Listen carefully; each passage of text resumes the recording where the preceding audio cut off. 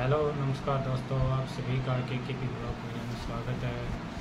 तो दोस्तों, आज मौसम काफ़ी ठंडा हो रहा है और बारिश भी हुई है हल्की हल्की। ये देखो,